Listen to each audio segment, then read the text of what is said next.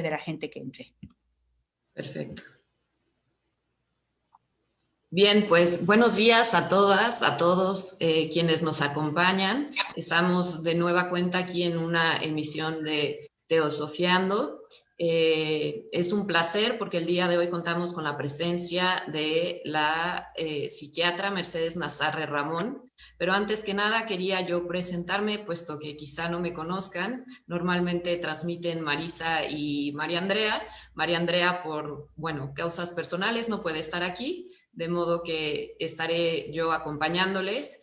Mi nombre es Adriana Martínez y soy parte del equipo de la Gaceta de Tras las Huellas de Sofía. Pues bien, no quiero extenderme mucho, voy simplemente a presentar a nuestra invitada para después cederle la palabra para que nos hable justamente de la espiritualidad en la psiquiatría. Y creo que es un tema completamente relevante, especialmente en el contexto actual, en donde se habla así de la pandemia del virus, pero se está hablando de otras múltiples pandemias, dentro de ellas también la de la salud mental y a dónde nos ha derivado este encierro. Así que, bueno, les comento, tenemos a Mercedes Nazarre Ramón, quien es psiquiatra, licenciada en medicina y formada en psicoanálisis y posracionalismo, y además es terapeuta gestalt. Desde hace 20 años se dedica a la investigación de la dimensión espiritual, imparte cursos y talleres de silencio e interioridad, y ha escrito la trilogía. El primero se titula Un psiquiatra se pone a rezar, el segundo se llama Yo también estaré contigo cuando llores, y el tercero, Un monje se confiesa. Ha sido también coautora del libro Mindfulness y Cristianismo, y en esta ponencia, pues como ya había yo mencionado, nos hablará de psiquiatría y espiritualidad. Mercedes, muchas gracias que te estás uniendo desde España, y pues te cedemos la palabra. Buenas tardes. Vamos a ver, primero quiero decir lo que significa la palabra psiquiatría. Y psiquiatría significa medicina del alma, porque la psique, etimológicamente, es la esencia intangible de la vida. Así que fijaros que con ese empiece quiero dar también ahora unas ideas de cómo nace la psiquiatría, para ir enlazando todas las ideas. La psiquiatría es una disciplina joven y nace en el siglo XVIII francés del naturalismo.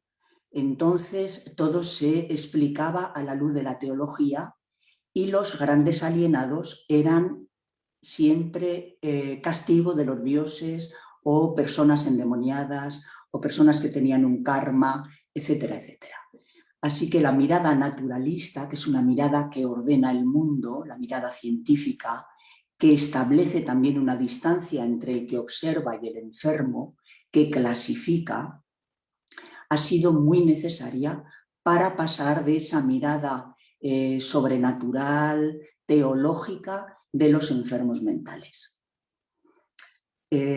Posteriormente aparece Freud, después de toda una clasificación que se hace después de Kraepelin, aparece Freud, que hace una ruptura epistemológica en la psiquiatría. ¿Por qué? Porque es el primero que no se distancia del paciente y dice que entre el paciente y el sano hay una continuidad. Simplemente es cuestión de grados. Ya no hay esa diferencia entre el que observa y el enfermo, sino que solo hay un grado de continuidad. Y también Freud introduce los factores psicológicos, antropológicos y sociales en la enfermedad mental. Y sobre todo aprende a comprender la intimidad del paciente, porque escucha y entiende que en cualquier síntoma hay una lógica. Después de Freud aparecen múltiples escuelas psicológicas. Os estoy dando de dónde venimos, ¿vale? En la psiquiatría.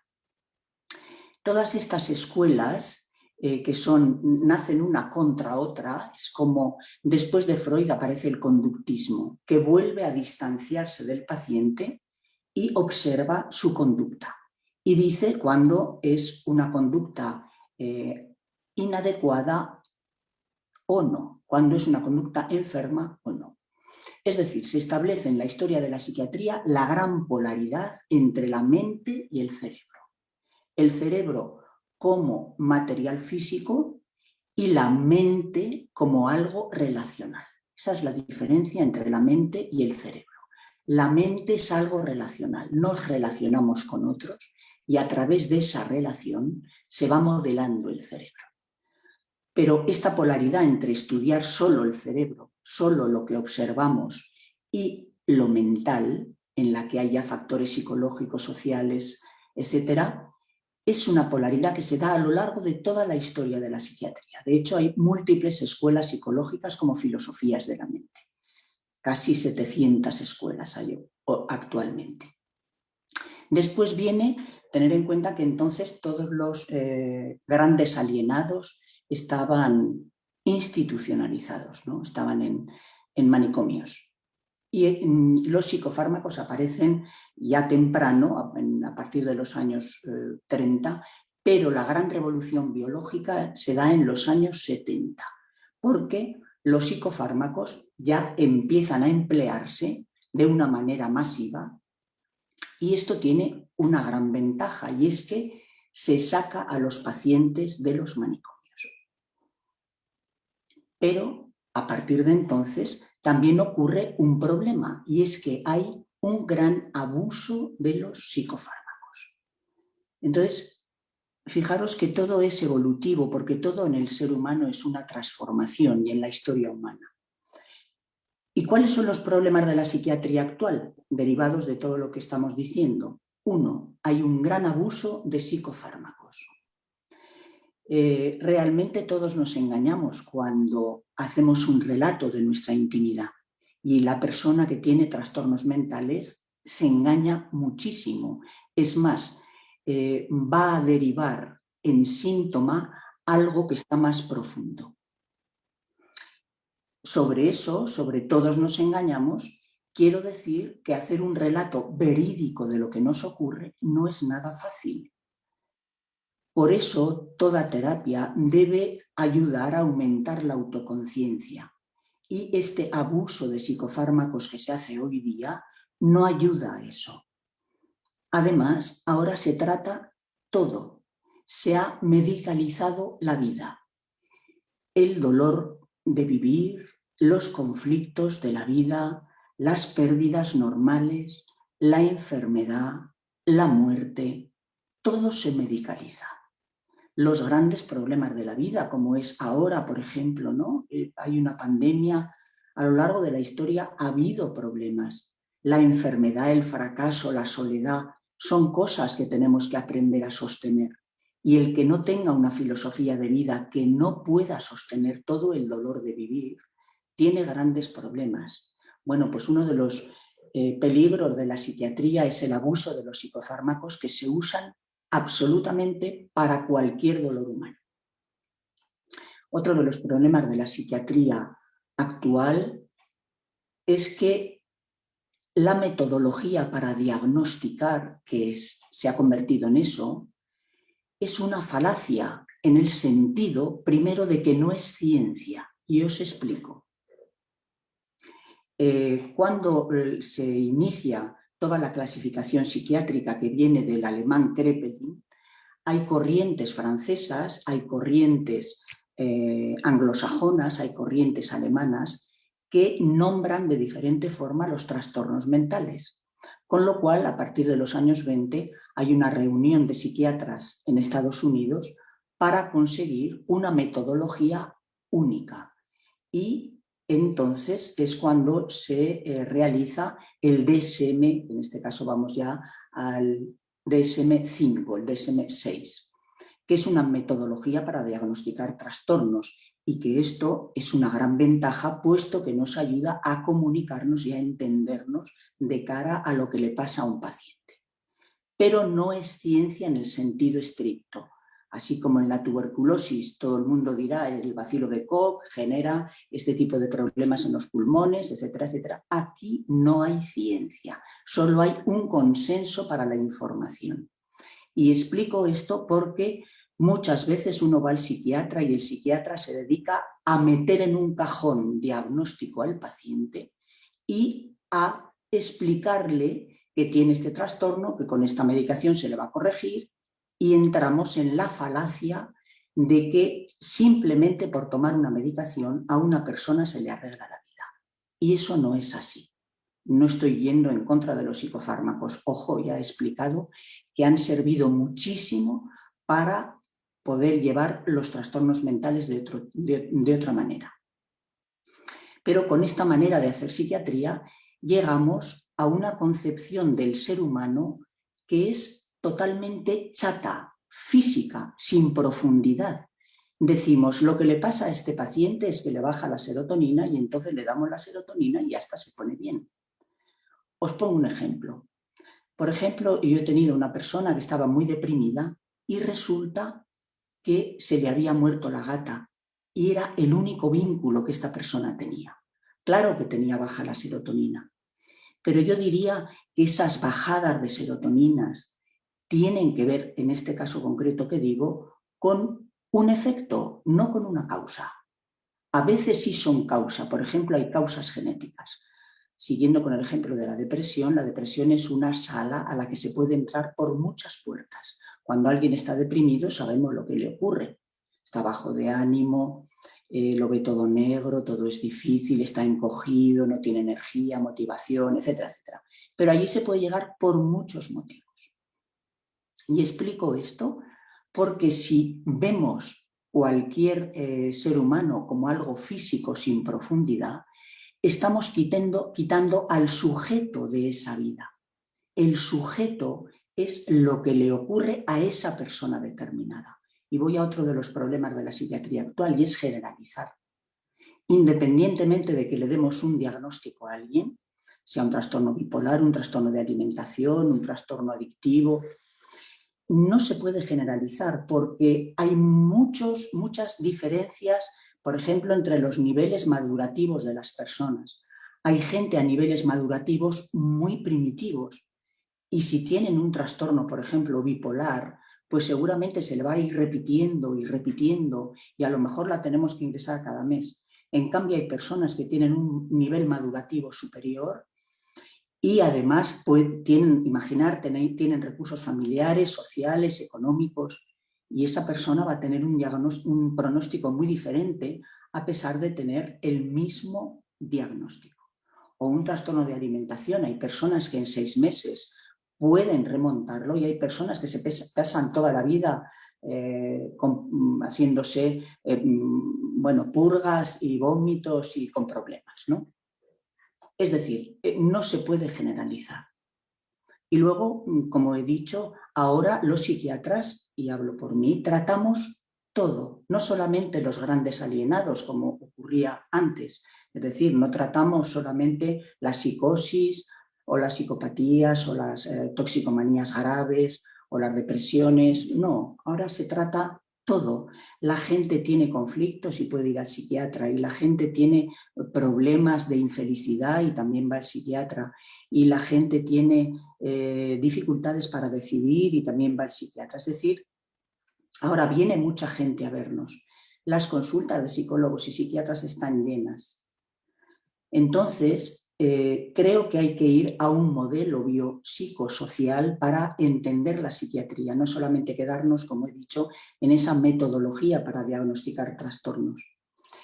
Y luego hay una cosa clara, y es que todo intento de acceder al interior humano, no olvidéis que yo me dedico a la reparación de la intimidad, todo intento de acceder al interior humano ha de hacerse desde todas las áreas del saber. Y si no, nos vamos a quedar cortos.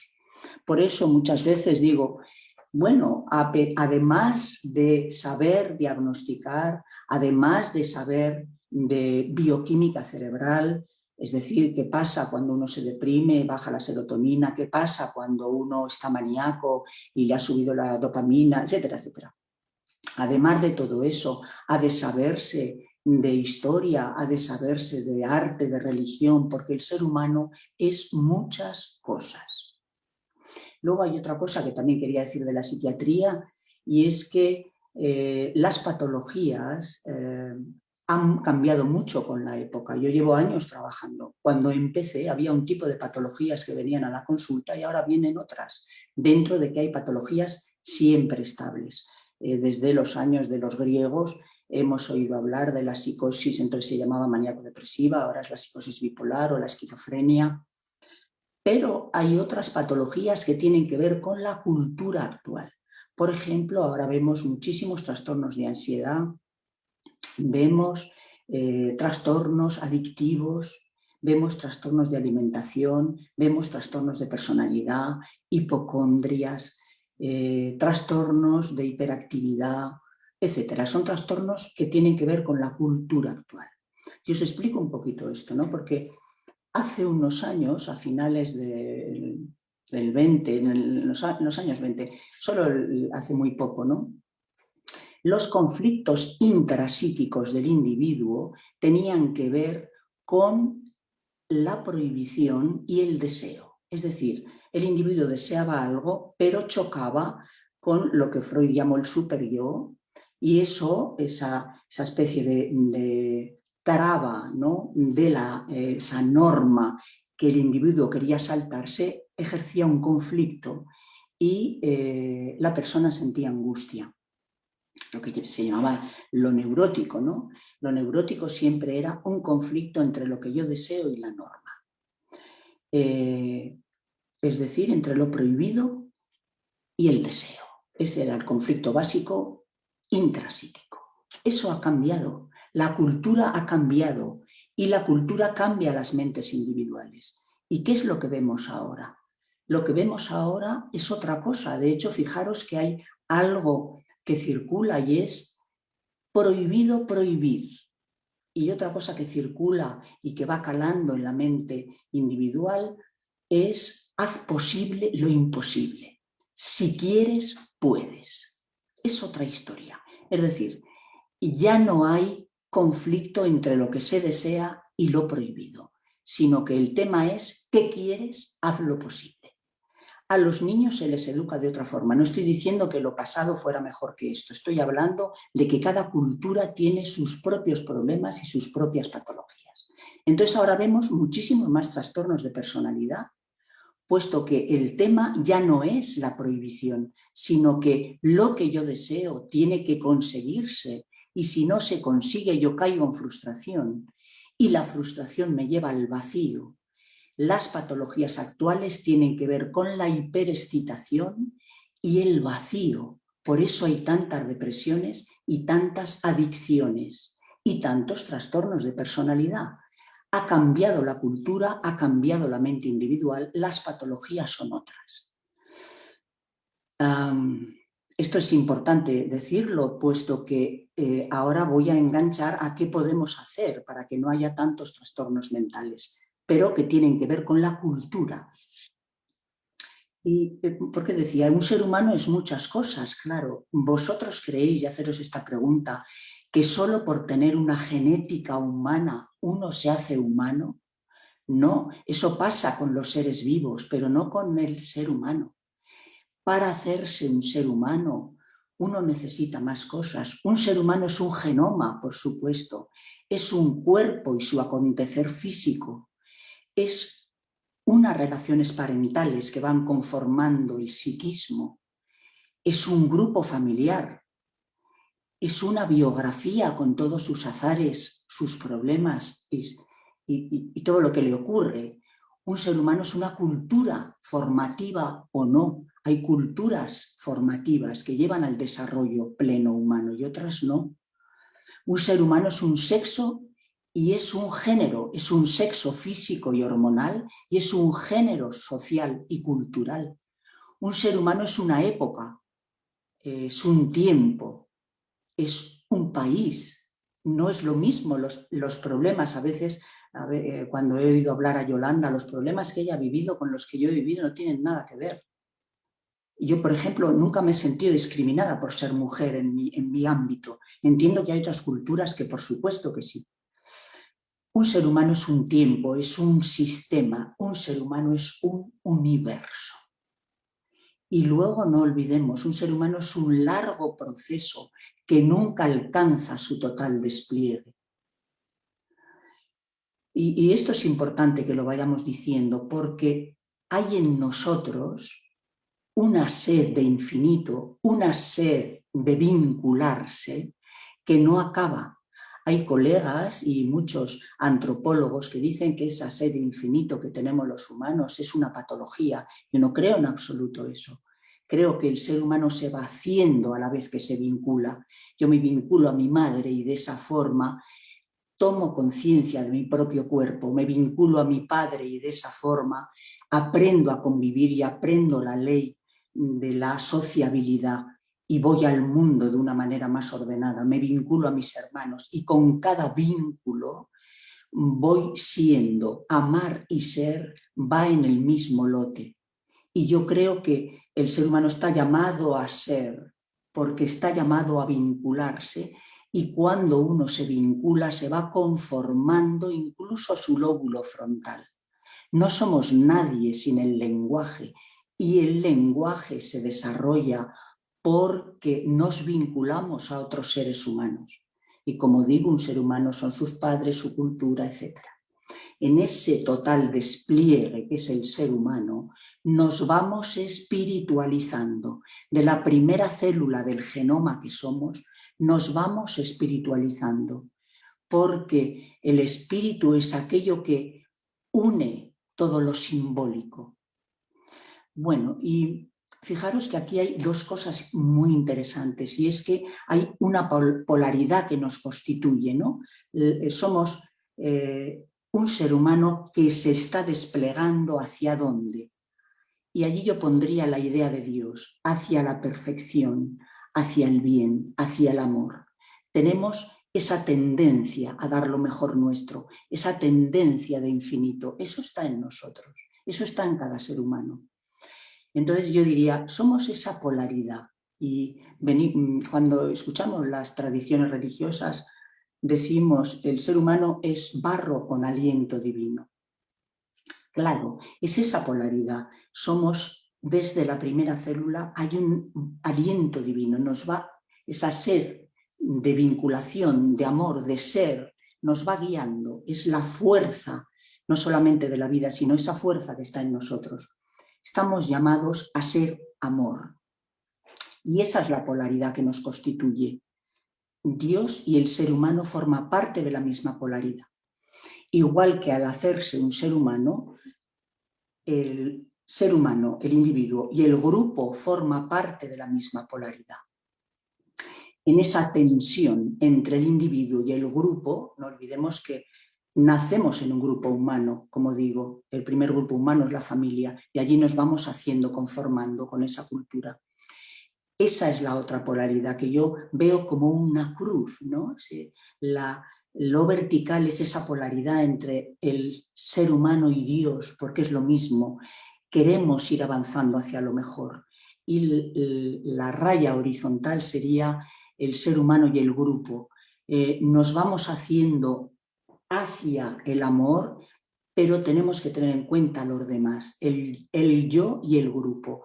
De hecho, hay un libro, por ejemplo, muy interesante de El malestar en la cultura que ya hizo Freud, que decía toda neurosis tiene que ver con ese conflicto entre el individuo y el grupo. Desde que nacemos, lo que cada individuo quiere tiene que atestiguarlo o asumirlo, acogerlo el grupo. Y en ese baile, en digamos, esa polaridad entre el individuo y el grupo se da la tensión humana, la vida humana, se da la humanización y los problemas, por supuesto, ¿no? Entonces, ¿qué sería una persona sana mentalmente? Una persona sana mentalmente es consciente de sí misma, tiene capacidad para relacionarse de una manera flexible y permeable, y su percepción de sí misma y del entorno es realista y productiva. Es capaz de afrontar el dolor de vivir.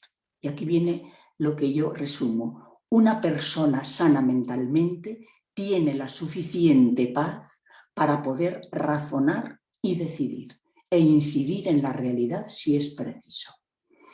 Con todo esto que he dicho, quiero decir que la salud mental no depende de los profesionales de la salud mental. Nosotros acogemos a los que vienen y a los que están mal y a los que son infelices actualmente, pero no depende de nosotros la salud mental.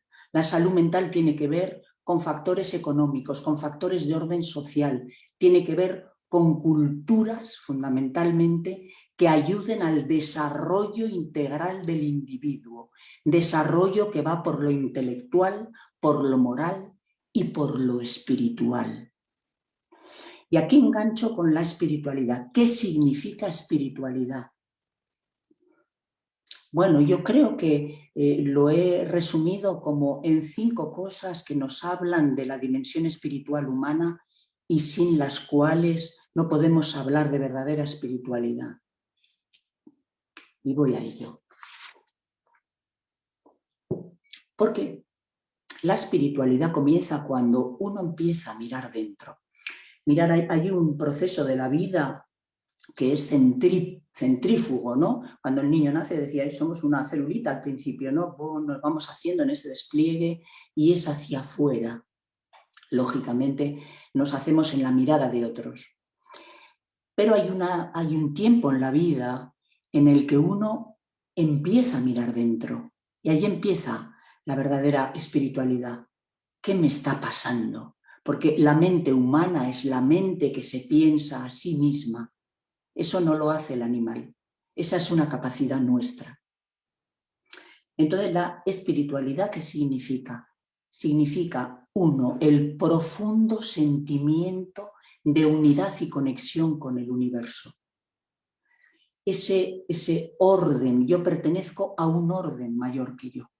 Y esto lo vemos a todos los niveles. Nivel físico, ¿quién soy yo sin el agua, sin el aire? La espiritualidad indígena, ¿no? ¿Quién soy yo sin el sol, sin los animales? No soy nadie. A niveles emocionales lo mismo. ¿Quién soy yo sin mis padres, sin los vínculos? ¿Quién soy yo sin las personas que amo? Yo soy todas las personas que amo. A niveles intelectuales igual. ¿De dónde se nutre mi pensamiento? De muchas fuentes, desde el inicio de la historia humana. De ahí se nutre mi pensamiento y luego es un pensamiento propio, pero se ha nutrido del pensamiento de otros. Esta profunda conexión con todo es espiritualidad. Todo está conectado, sin exclusión. Toda aquella espiritualidad que excluya algo, y ya no creo que sea una espiritualidad auténtica. La espiritualidad también es el sentido profundo de la vida, ¿no? Cuando alguien me viene a ver y te dice, me dice, la vida no tiene sentido, y yo le digo, tu vida no tiene sentido, pero tienes que encontrarlo tú. ¿Y cómo se encuentra el sentido de vivir? El sentido de vivir es esa apuesta que uno hace desde su libertad a algo que es sagrado en su vida. Sin esto mi vida no tendría sentido. Sin mis hijos, cada cual tiene algo sagrado que tiene que ver con lo amoroso. El sentido de una persona puede ser la investigación, puede ser los necesitados, puede ser su trabajo, pero es esa entrega, esa trascendencia, ese me entrego y me comprometo con algo. Esto es el sentido profundo de la vida. No olvidemos que estamos instalados y arraigados en un cuerpo y en una historia, como he dicho, pero desde allí nos proyectamos, tomamos una dirección, encontramos una dirección y le encontramos un sentido a nuestro hacer. Acontecemos. Ahí está el sentido de vivir y eso es algo que hace el ser humano. La segunda cosa, como hablando de espiritualidad, ¿no? La tercera cosa sería esas palabras grandes, esa sensibilidad para los valores superiores que tiene el ser humano y que solo lo tiene el ser humano. Nosotros hacemos cosas por encima de nuestro instinto y por encima de la socialización.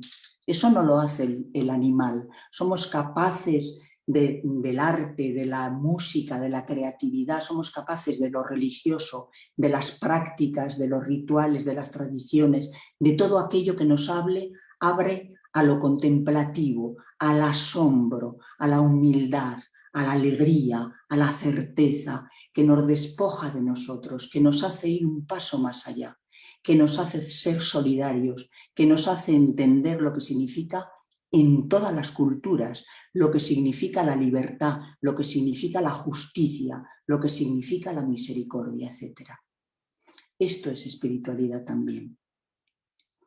Cuarta cosa, espiritualidad significa todas las prácticas y caminos que me comprometen. Hoy día están de moda los talleres de espiritualidad, donde hay mucha emoción, donde la gente se quiere muchísimo, pero a veces se queda en una emoción, como un globo, ¿no? Como unos fuegos artificiales. La verdadera espiritualidad es un camino que compromete y es un camino que tiene que ver con el esfuerzo y con la constancia y que tiene que ver con el sacrificio. Cualquier camino que cojamos. Es más, y yo creo que hay gente que va cambiando, ¿no?, de camino por aquí, por allá. Me comprometo con un camino y en todos los caminos que son humanos vamos a encontrar luces y sombras, como todo, como nosotros tenemos luces y sombras. Y si esperamos encontrar un camino que solo tenga luces, bueno, pues tenemos todavía mentalidad infantil, ¿no?, en la que esperamos idealizar o demonizar, y todo eso es infantil.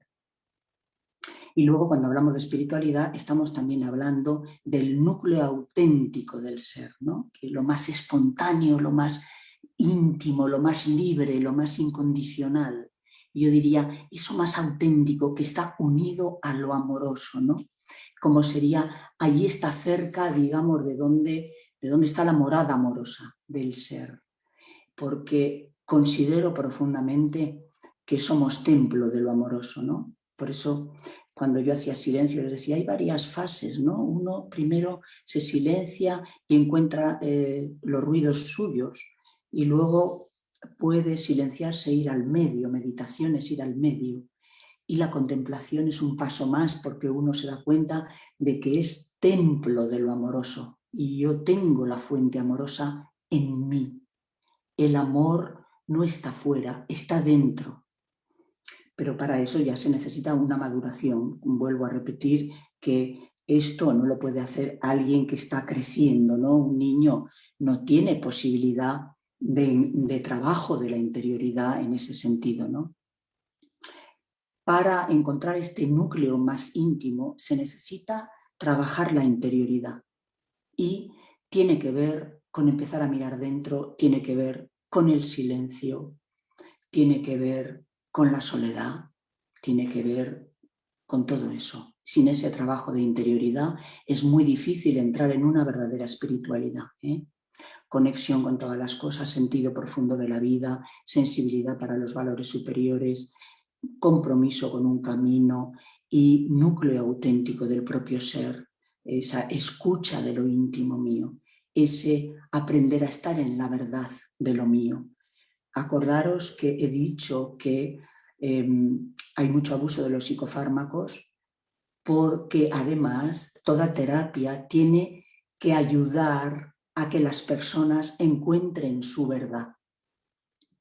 No solo eso, sino que yo creo profundamente que sin la conexión con una fuente amorosa profunda no se puede dar una verdadera curación, porque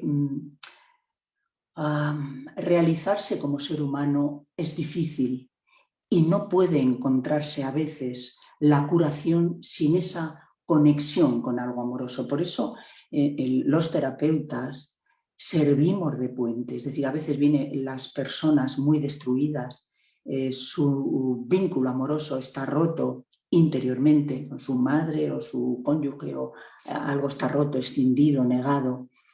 Y a veces servimos como de conexión, es decir, en ese vínculo amoroso que se da, ayudamos a que puedan volver a conectar con esa fuente amorosa que está en sí. Por eso, cuando alguien tiene una fe profunda y tiene ese amor a Dios, eso es curativo, porque esa fuente de amor está en sí. lo cual no quiere decir que no haya que trabajar todos los asuntos psicológicos y de engaños, autoengaños o a veces incluso asuntos físicos, porque no olvidemos que la mente y el cuerpo lo dividimos a la hora de hablar. Cuando decimos esto es físico, esto es psíquico, pero eso es una manera de hablar, porque todo lo psíquico se realiza en el cuerpo y cualquier situación física tiene su correspondencia psicológica. Y luego, bueno, varias ideas, ¿no? El sufrimiento mental es no fluir, no ser. Y cuando alguien tiene un problema mental, está todo el tiempo en el mismo sitio, no fluye, no fluye, no fluye, ¿no? No fluye. Eso está ahí todo el rato. Y luego, otra idea, ¿no?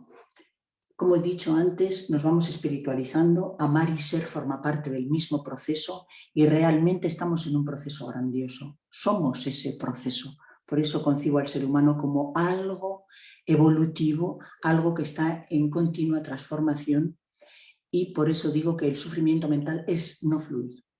Y que creo profundamente que cuando alguien siente lo divino en sí, lo que decía, esa fuente amorosa la siente en sí, deja de sufrir. Eso es algo que yo veo habitualmente.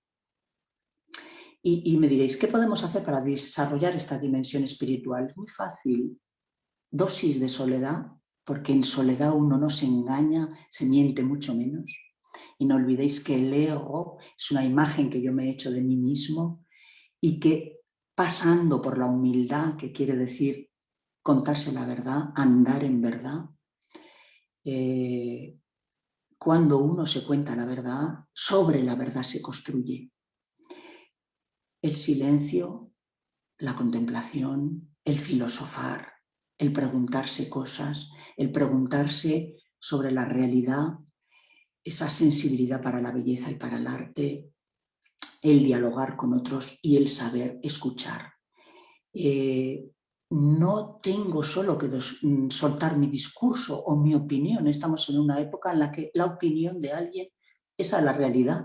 No, la opinión es tu opinión. La realidad es infinita y múltiple y cada persona entiende e interpreta la realidad con sus propias claves. Por eso es muy interesante escuchar a los otros. Ah, mira cómo ve este la realidad. Ah, mira cómo lo ve el otro. Porque en todas las opiniones hay algo de verdad. Y dejarme acabar con algo que a mí me gusta mucho, ¿no? Y así que saco ahora mi espiritualidad cristiana. Yo soy religiosa desde hace unos años. A través de mi trabajo y a través de mis estudios he llegado a ese hondón donde uno va comprendiendo las cosas. Y fijaros lo que nos dice nuestra religión cristiana sobre la felicidad, ¿no? Felices los pobres, los que no se apegan a lo material, los que no se apegan a los asuntos del mundo. Felices los que lloran, porque saben afrontar el dolor, porque luego pueden consolar a otros. Felices los no violentos, los que tienen paciencia, los que no buscan dominar, los que no buscan el poder. Felices los que tienen hambre y sed de justicia y no de objetos, ni están todo el tiempo en esa cosa material de desear continuamente unas cosas y otras. Felices los que tienen hambre de justicia y de Dios y de amor. Felices los misericordiosos. Fijaros lo que significa la palabra misericordia, poner corazón en la miseria. Quiere decir, felices los que no salvaguardan su propia imagen, porque saben ver su miseria y entonces ven la miseria de los demás y pueden verla sin juzgarla. Felices los limpios de corazón, porque son auténticos, porque son íntegros, porque se muestran tal cual son. Felices los que hacen la paz, porque tienden puentes, los que buscan la paz, porque son pacíficos, porque perdonan. Y felices los perseguidos por la justicia, porque son fieles a sí mismos, porque van contracorriente, porque están comprometidos. Bueno, pues el camino de ser y de la felicidad y de encontrar lo mejor de nosotros no es fácil. Es un camino diario, como la salud mental, igual que la salud física. Si quiero estar en salud mental, tengo que trabajarla todos los días. Muchas gracias. Con esto doy por terminada mi charla y espero que podáis preguntarme lo que vosotros queráis. Gracias. Querida Mercedes, muchísimas gracias, en verdad. Ha sido un deleite escucharte y estamos muy agradecidas por el tiempo que nos has dado para, pues, ponernos en este tema tan importante, de verdad, porque has dado una visión sumamente completa, pues, de lo que somos, de lo que es el ser humano, y desde tu visión y desde tu mirada psiquiátrica, pero esta unión, esta conjunción maravillosa que haces con la espiritualidad, el ver a los seres humanos con sus carencias, con sus deficiencias, con su riqueza, en totalidad, me parece, no sé, pues digo que es realmente como debemos aprender, y creo que en estos tiempos, como dices tú, toda esta influencia que nos hablas de la cultura, de la complejidad, ¿no? Y de las distintas, pues, partes que cada quien en donde vive, cómo nos afecta, y ahora, pues toda esta, me encantó cuando dijiste lo del el que ahora si quieres puedes, pero cómo viene también esta frustración, o sea, cómo estos males sociales, culturales nos afectan. Pero digo, creo que has dado un panorama muy completo, y es una charla muy necesaria para estos momentos de crisis, de pandemia, de tanta cambio, de tanta incertidumbre, de tanta volatilidad. Creo que el que podamos, pues eso, vernos como tú nos has planteado, creo que ayuda a sanarnos un poco, Mercedes. Y bueno, yo quisiera, antes de dar la palabra, que hay varias preguntas en Facebook y aquí también abrir micrófonos a las personas que nos acompañan en Zoom.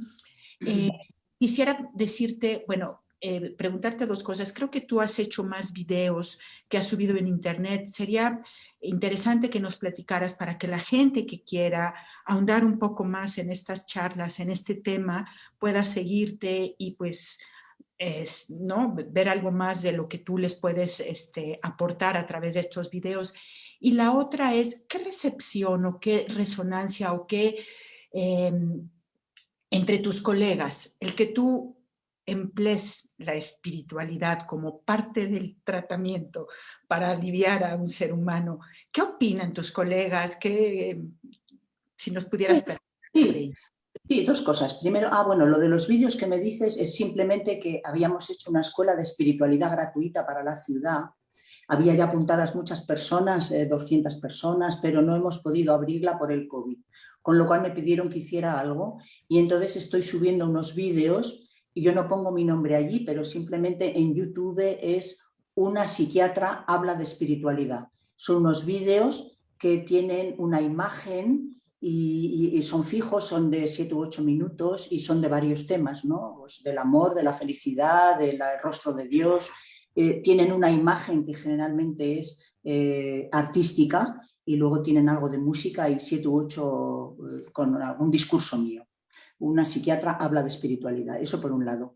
Y luego lo que me preguntas de mis psiquiatras, pues te he de decir que me escuchan todos y me abren los ojos y me acogen.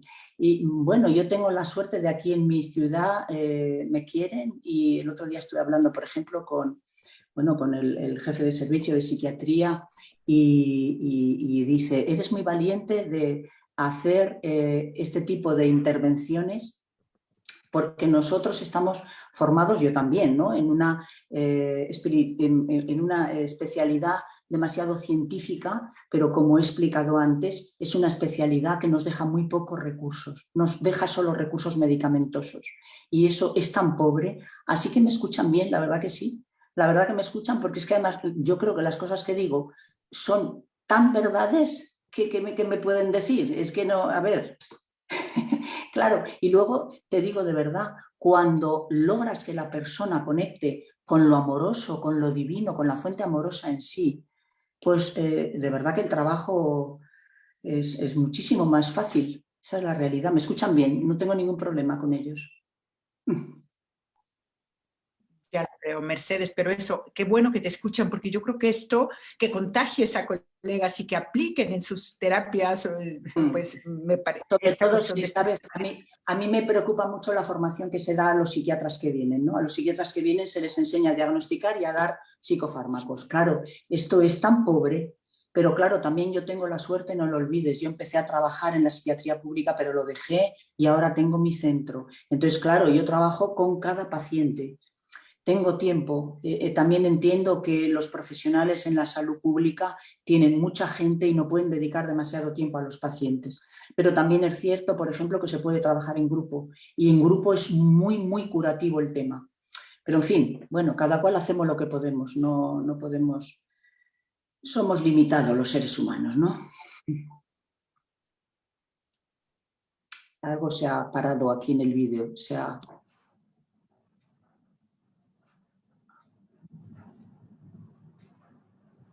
Creo que te perdimos un momentito o no sé si yo, Mercedes. Sí.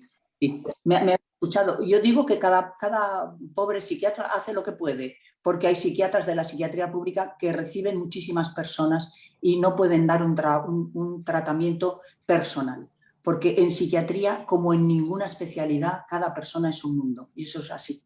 Pero hacemos lo que podemos. Gracias, Mercedes. Pues voy a empezar, si les parece, un poquitín con la gente que está a través de Facebook Live, a quien también le agradecemos que se haya conectado. Y quisiera, perdón, es que voy a admitir a alguien a la sala que salió. Y pues decirte que hay comentarios excelentes, hay gente conectada de muchas partes del mundo. Mercedes, de, ¿cómo se llama? De Estados Unidos, de Chile, de Colombia, de varias partes de aquí de la República Mexicana. En fin, te envían saludos y te voy a hacer alguna pregunta. Hay una chica, Claret Martínez, dice, ¿cómo afecta en la salud mental la cultura del consumo y de ser el número uno en todo? Y sobre todo, ¿cómo equilibramos? Claro.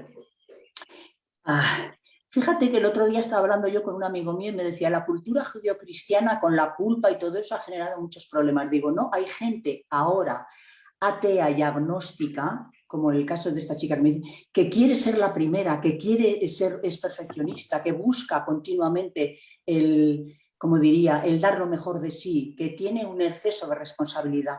Entonces, hay problemas también con la culpa, se sienten culpables si no triunfan. Fíjate lo que digo, no se sienten culpables por antes transgredir la norma, no, se sienten culpables porque no triunfan.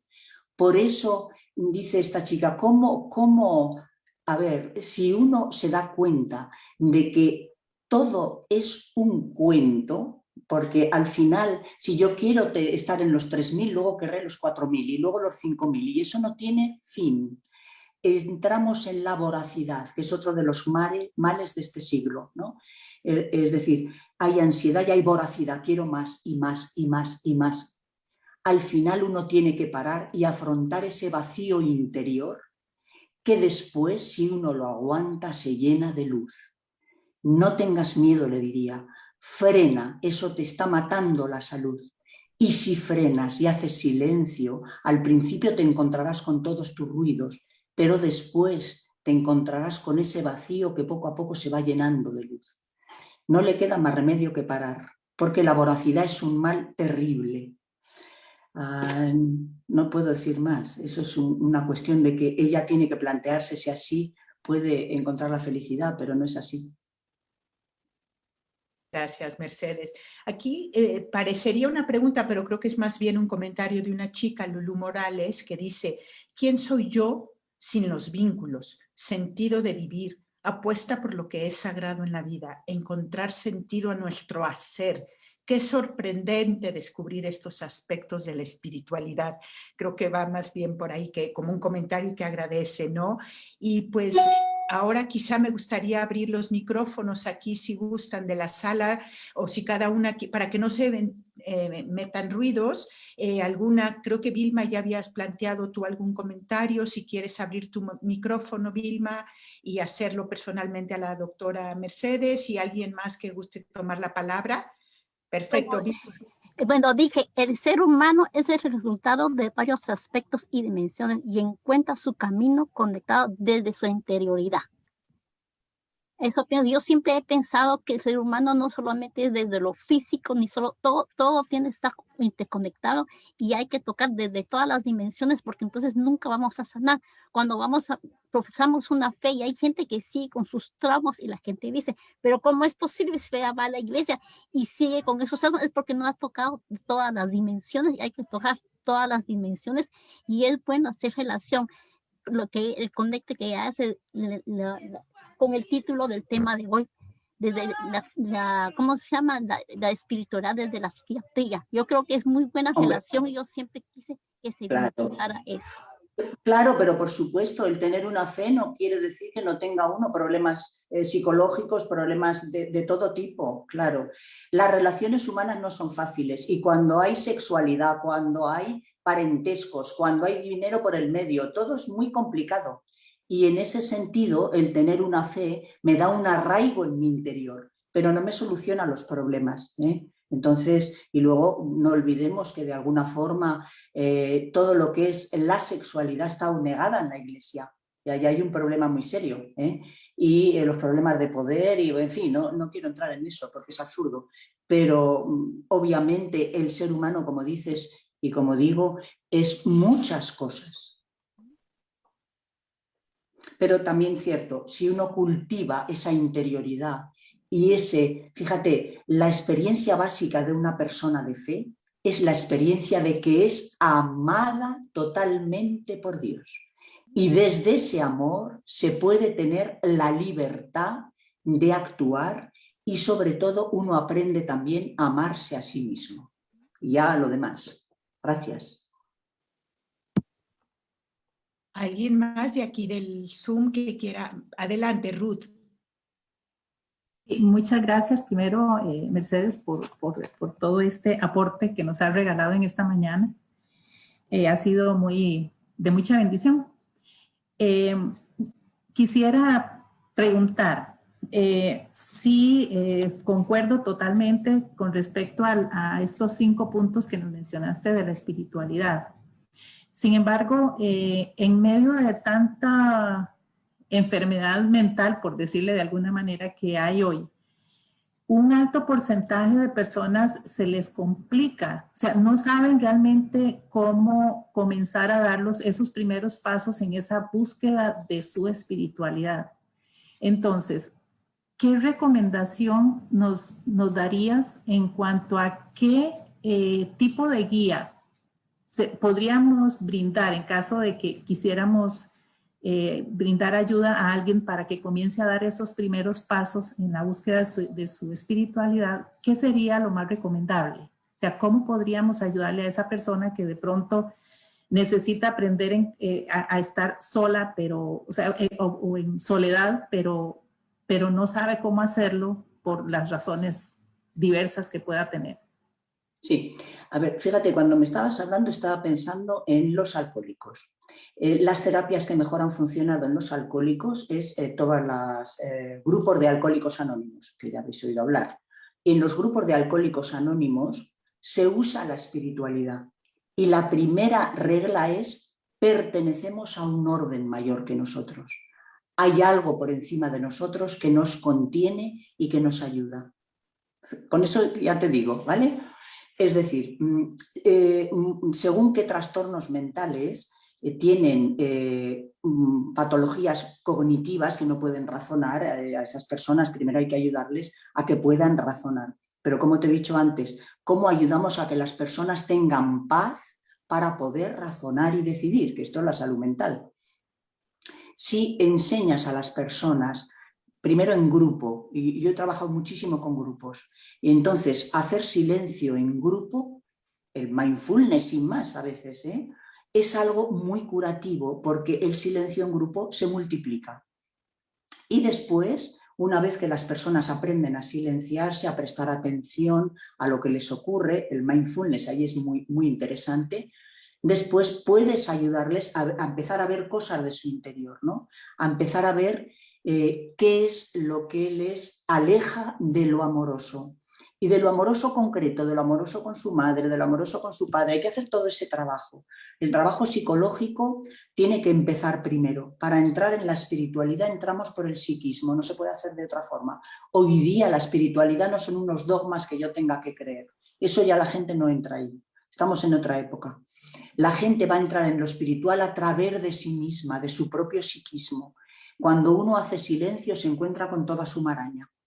Y debajo de esa maraña están las dificultades para el amor, con mi madre, con mi padre, conmigo mismo, con los vínculos de mi vida.